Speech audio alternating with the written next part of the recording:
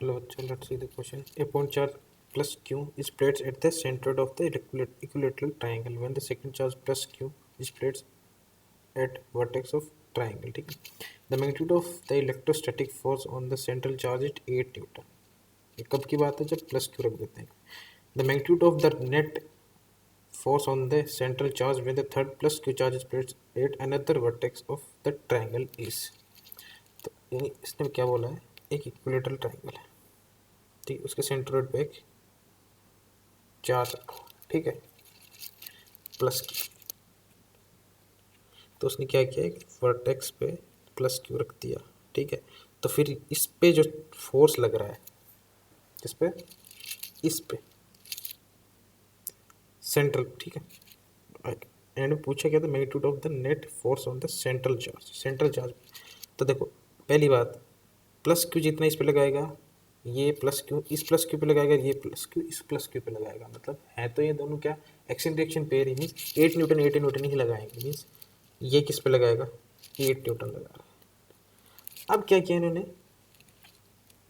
अब देखो ये मान लो कोई डिस्टेंस आर है, तो इसको 8 न्यूटन को क्या लिखता हूँ, K Q square upon R square. ये होगा कि नहीं होगा पहली कंडीशन से. अब दूसरी कंडीशन, इसमें क्या किया, एक वर्टेक्स पे प्लस क्यू और रख दिया. तो देखो ये डिस्टेंस सेम है, तो इस पर भी फोर्स कितना लगाएगा, ये 8 न्यूटन.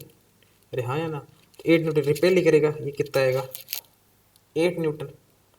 ठीक है, ये बात तो समझ आए. इसने पहली कंडीशन दिया 8 न्यूटन, दूसरी कंडीशन अपन निकालने क्योंकि डिस्टेंस सेम है और चार्ज भी सेम है, तो वो भी कितना आएगा, 8 न्यूटन.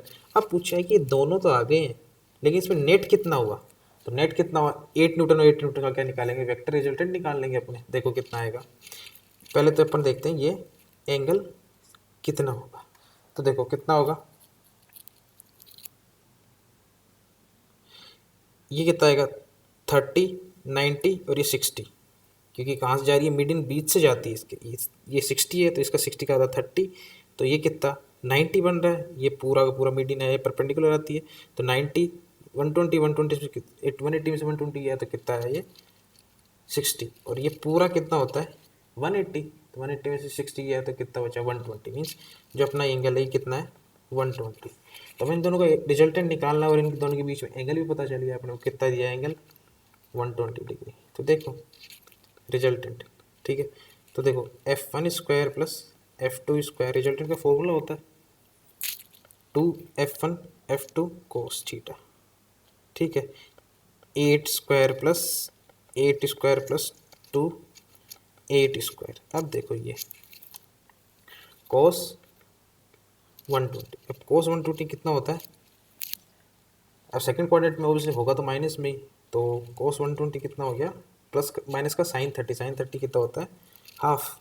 तो मतलब 8 स्क्वायर प्लस 8 स्क्वायर प्लस का 2 8 स्क्वायर माइनस का हाफ, ये 2 से 2 किया.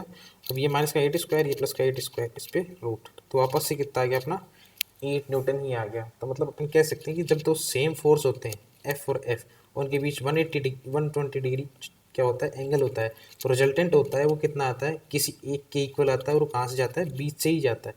तो एकदम यहाँ कहाँ से जाएगा, बीच से जाएगा. कितने डिग्री एंगल पे, 60 डिग्री एंगल पे, ठीक है. मतलब ये कितने डिग्री एंगल से जाएगा, 60 डिग्री एंगल से. और उन्होंने मैग्नीट्यूड पूछा है, तो मैग्नीट्यूड कितना है अपने पास, 8 न्यूटन ही आया. तो अपना राइट आंसर कौन सा है, फोर्थ ऑप्शन. Thank you.